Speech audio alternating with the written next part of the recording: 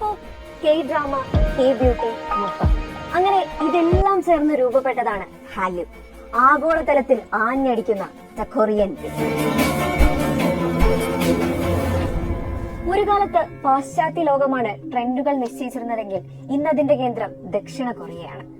കൗതുകമുണർത്തുന്ന K-pop ഗാനങ്ങൾ, Netflix, prime video തുടങ്ങി streaming ആപ്പുകളിലൂടെ വിരൽ തുമ്പിലെത്തുന്ന K-ഡ്രാമകൾ, ഇമ ചിമ്മാതെ പിടിച്ചിരുത്തുന്ന ഗെയിമുകൾ, സമൂഹ മാധ്യമങ്ങളിലൂടെ സുപരിചിതമാകുന്ന കൊറിയൻ സ്കിൻ കെയർ, ഇന്ന് കൊച്ചു കേരളത്തിൽ പോലും ട്രെൻഡ് സെറ്റർ ആകുന്ന കൊറിയൻ ഫാഷൻ.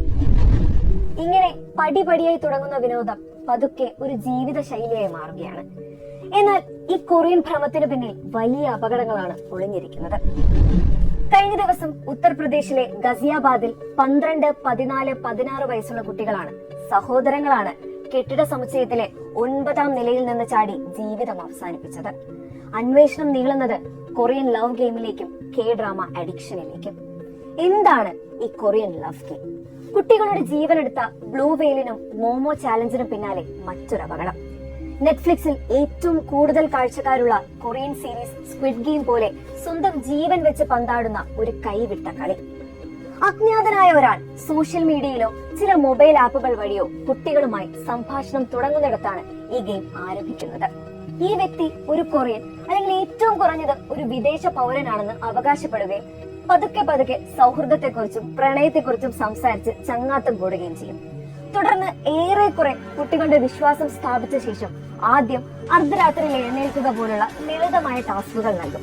ക്രമേണ ഈ ടാസ്കുകളുടെ കാഠിന്യം കൂടുകയും ഈ ഗെയിം മാസ്റ്റർ കുട്ടികളെ ഭീഷണിപ്പെടുത്തുകയും ചെയ്യും. ഇങ്ങനെ 50 ദിവസത്തോളം തുടർച്ചയായ ടാസ്കുകൾ നൽകും.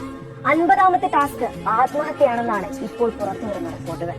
ഇത് ഒരൊറ്റപ്പെട്ട സംഭവമല്ല. തമിഴ്നാട് കരൂരിൽ കൊറിയൻ പോപ്പ് ബാൻഡായ BTSനെ കാണാൻ കപ്പൽ മാർഗം കൊറിയയിലേക്ക് കടത്താൻ പദ്ധതിയിട്ട് വീട് വിട്ടിറങ്ങിയ കുട്ടികളുടെ പ്രായം 13. എന്തുകൊണ്ടാണ് കുട്ടികൾ ഇത്തരം മാനസികാവസ്ഥകളിലേക്ക് തള്ളിവിടപ്പെടുന്നത്? ഒരു സംസ്കാരത്തെ സ്നേഹിക്കുന്നത് തെറ്റല്ല. കൊറിയൻ ഫുഡ് കഴിക്കുന്നതും സ്കിൻ കെയർ പിന്തുടരുന്നതും സംഗീതം ആസ്വദിക്കുന്നതും ഒന്നും തെറ്റല്ല. പക്ഷേ സ്ക്രീനിലെ ലോകം മാത്രമാണ് സത്യം, സ്വന്തം ജീവിതം അപ്രസക്തമാണ് എന്ന ചിന്തയാണ് ഏറ്റവും വലിയ അപകടം. ഓർമ്മിക്കണം, K-ഡ്രാമയിലെ ഓരോ സീനിനും പിന്നിൽ സ്ക്രിപ്റ്റ് ഉണ്ട്, ക്യാമറയുണ്ട്, എഡിറ്റുണ്ട്. അത് ജീവിതമല്ലെന്ന് മനസ്സിലാക്കാൻ നമ്മുടെ കുട്ടികൾ പ്രാപ്തരാകണം.